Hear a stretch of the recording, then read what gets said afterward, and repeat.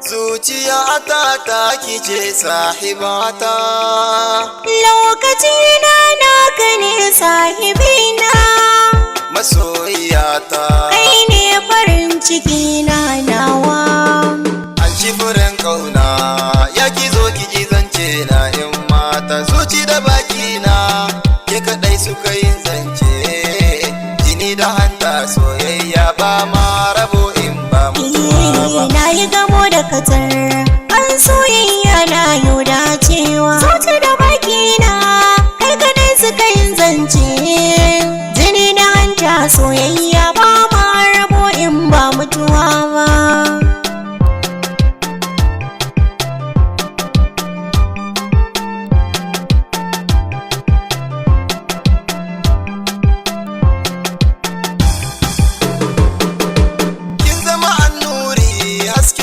A cikin kalbi taki muradina wacce na saki cikin hubbi, daure ki min dama a soyayya ki min gurbi, na baki akalar so ki kadai na saka ki a raina madubin duba. Ina yi gamo da katar an soyayya na yau dacewa, zuci da baki na kai kadai suka yin zance, jini da hanta soyayya ba ma rabo in ba mutuwa. alkawari na rike har abada ni ce taka, ko mun wuya ko muna tare ba na gudu naka, ta da mace kauna ko ina kai zambe ka, domin na shaida ba za ka bar na a rana na yau kuka ba.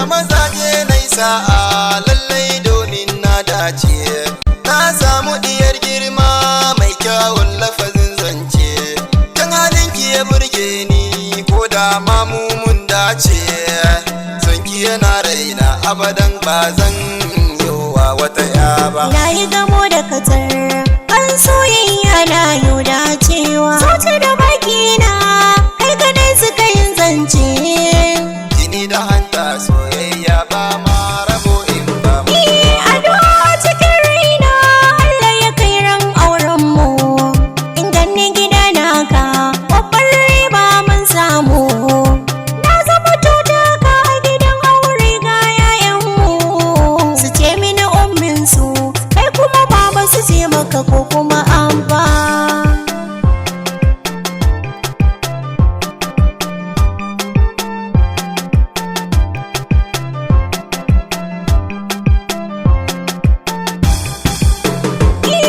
Mu gode wa Allah mi hamdala da salati a gurin abban fati rasulu mai kyan zati, shi ne fitikar bore rasulu mai jabaroti, ana kara mai daraja ƙauna da sun sha'ari ba za mu bari ba.